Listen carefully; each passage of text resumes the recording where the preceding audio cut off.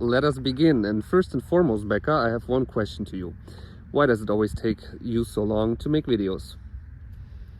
I have massive anxiety around posting on social media, and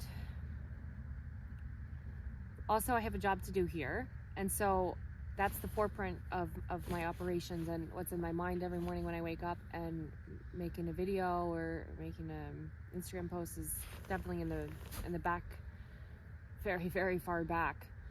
But unfortunately, I've noticed that if I don't post, the donations stop and I'm not able to get the supplies that I need. And when I'm most busy is when I post the least and when I most need supplies, because typically it's during heavy evacuations, a lot of trainings, and this is when all the supplies are running out and when I'm the most busy and I have the least time to post.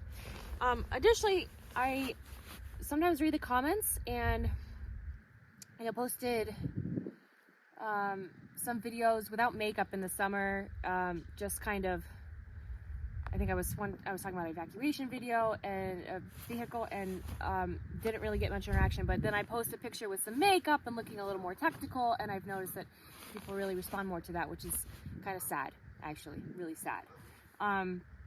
So then I get anxiety about, like, do I need to have cosmetics on for this video? And then if I do, then people are gonna be like, well, she's not really at the front line. So yeah, long story short, the tasks in front of me, the feedback of other people, and my schedule, how it allows. Thank you. Speaking of schedule, can you walk us through a typical day of yours? There is no typical day. And people will sometimes message me and be like, hey, well, where will you be in 1 week? Or can I bring some supplies on this day? And I don't know from day to day what I will be doing. Every day is different, because this is a war and things are constantly changing. I can't even make promises to my close friends, or even sometimes my own soldiers, because of the different tasks that are allotted out. So, for instance, today started with last night, because I was contacted about doing some training this morning, and so then I had to go and make sure I had enough supplies. At the same time, I needed to get other humanitarian aid sent to another city. And during that day, yesterday, I had already dropped aid in another city, narrowly escaped an artillery attack. And so everything just kind of merged together. And then this morning I got up, I went to another location, I gathered more supplies, I went and trained. And then on the way back, I also had to make more stops to give supplies to the soldiers that were going to the position tonight. And I myself might go tonight as well. So everything is changing all the time. Some days might be training, some days might be evacuation, some days might be both, some days might be supply delivery, but there is no set schedule because this is a war and everything changes constantly. The only thing that's absolute is absolutely going to be chaos. Yeah. What are some of the challenges you currently encounter? Reliable vehicles. I really wish that somebody could come out here and fix all the roads, but they won't. And people have joked that the roads to Bakhmut was actually much better. It's the second time I've heard that joke, and I'm like, that's not a good joke. But because of terrible roads and the amount of time that I spend traveling and the conditions, my vehicles are constantly beat to crap. In one day, one car is broken, and then I go to get the next one, and the check engine light comes on, and something flies by and hits my rearview mirror. And my vehicles, there's never enough vehicles. Everything is constantly breaking here.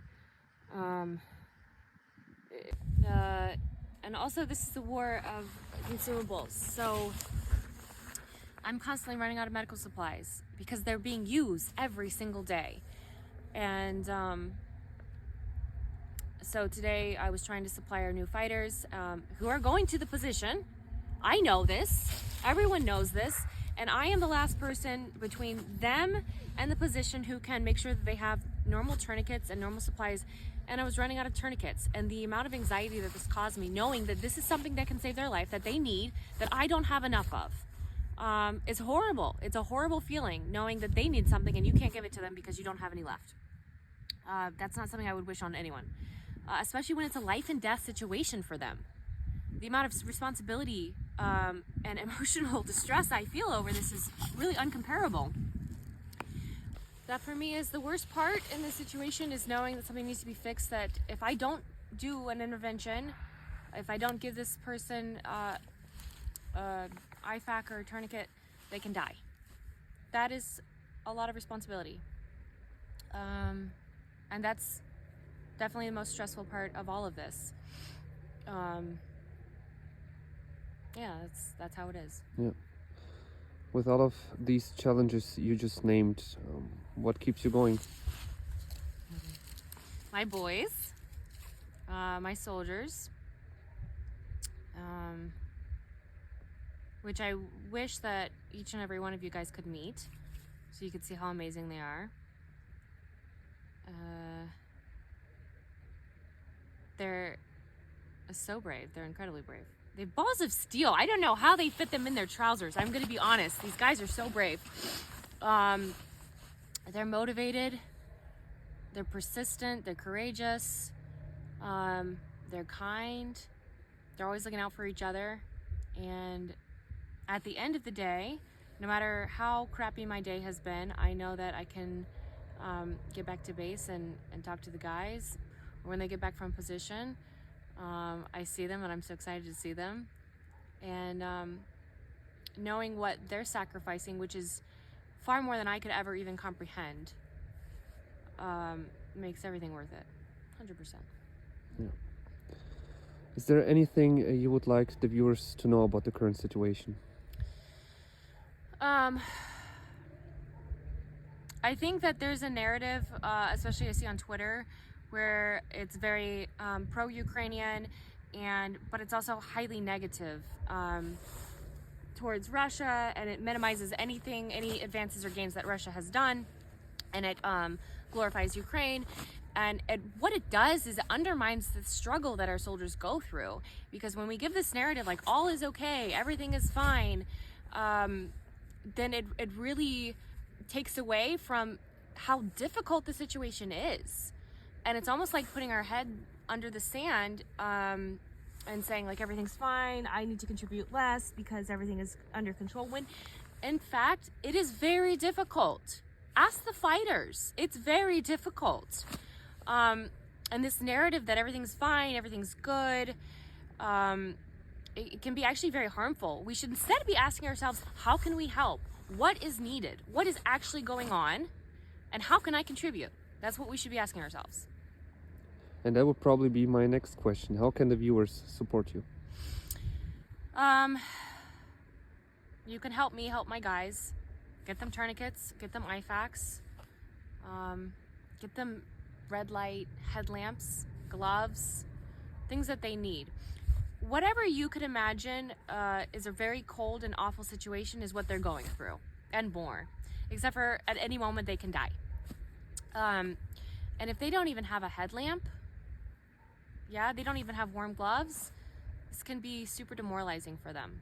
So maybe, say, an IFAK, maybe about $140 with a discount, maybe a tourniquet's $32 plus minus. Say you can't contribute that, that's okay, understand.